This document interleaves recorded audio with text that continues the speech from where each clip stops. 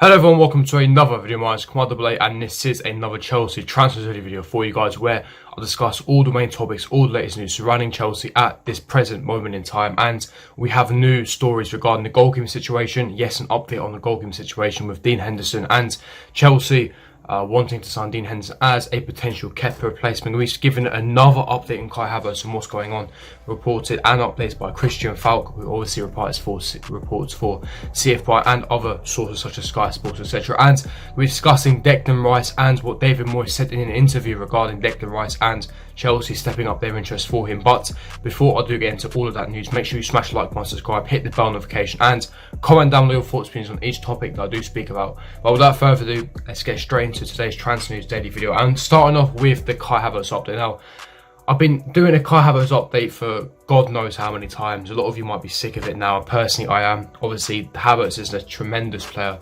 He's a world-class generational talent. But updates and updates and updates. Hopefully, from my understanding, within the next 10 days, within the next 2 weeks, of course, after the conclusion of the Premier League season with Petr Cech flying to Germany, we should be wrapping up the Kai Havertz deal. But I am aware that it will happen. It will happen at this point. Chelsea will sign Kai Havertz. But Christian Falk provided an update. Obviously, he writes for CFY and has close links to Bayern Munich, but also just Germany in general. So when it comes to German players, he is very reliable and credible. Now, Havertz will tell his bosses to let him go to Chelsea when he returns to training at Bayer Leverkusen on Thursday. Now, as I record this video, it is a Wednesday morning. So this essentially means that obviously tomorrow, when Kai Havertz does return to training for Bayer Leverkusen, he's currently on his holiday on a short break. He will inform them and of course hold formal talks with his representatives to speak with the the directors, the CEOs, that he would like to move, and essentially he is handing in a transfer request to move to Chelsea. Now, again, moving on further for the report, Sports Bild, of course, another German publication, a report Chelsea will meet with Bayer Leverkusen bosses in the next few days to make the Kai Havertz deal perfect. The total fee will be around 70 million euros plus 30 million euros in performance-related bonuses. Leverkusen want Havertz to play in Europa League for them first. Now, there is some complications here. Now, Bayer Leverkusen are currently still in the Europa League, and because of COVID-19 coronavirus, everything got pushed back, including the Champions League and the Europa League. Of course, we're still due to play Bayern Munich on the 8th of August, a week after our FA Cup final. That's completely irrelevant at this moment in time.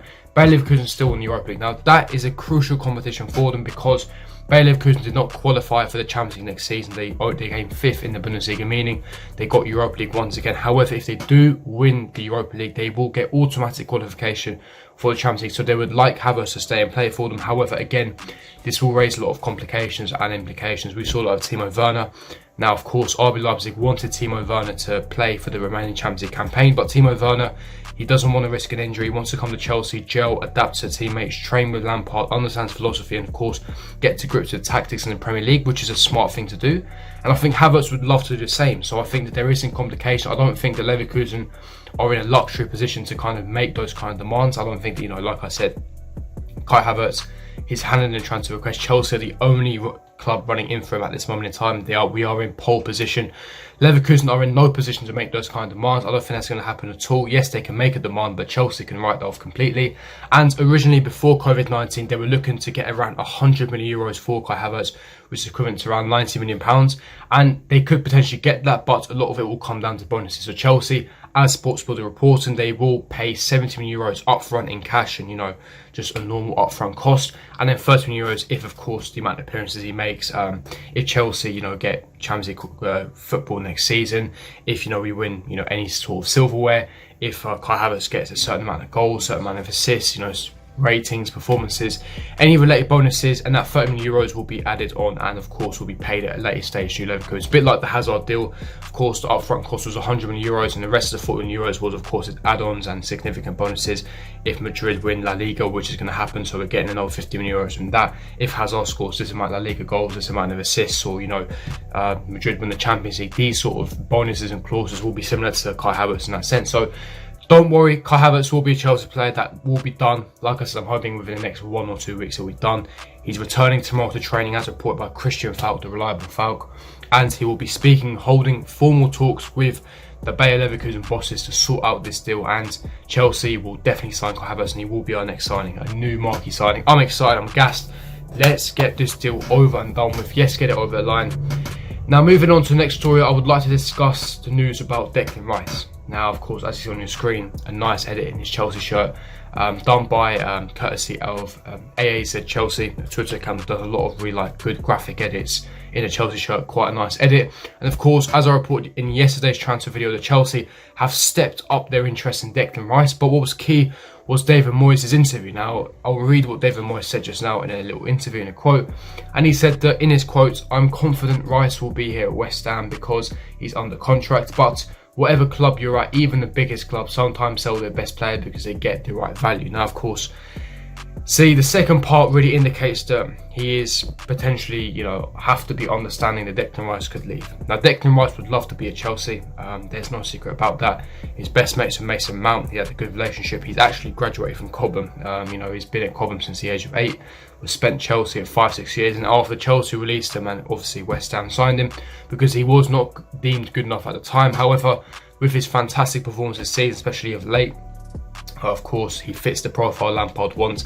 He fits the system. He's got really high potential. He's only 21, young, very, very high ceiling, and of course, versatile, which Lampard loves. He can play in the centre-back position. He can play in a deep-line playmaking role, which is where Jorginho plays at this moment in time. And what David Moyes said in the second part about even at the biggest club, that they may have to sell him if it comes at the right value.